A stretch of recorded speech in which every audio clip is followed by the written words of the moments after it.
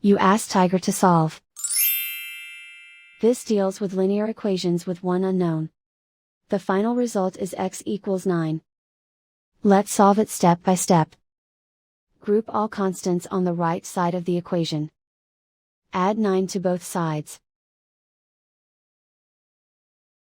Simplify the arithmetic.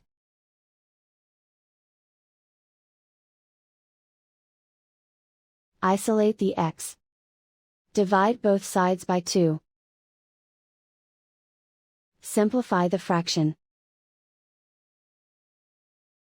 Find the greatest common factor of the numerator and denominator.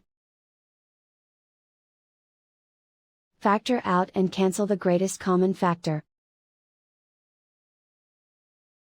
And so the final result is x equals 9.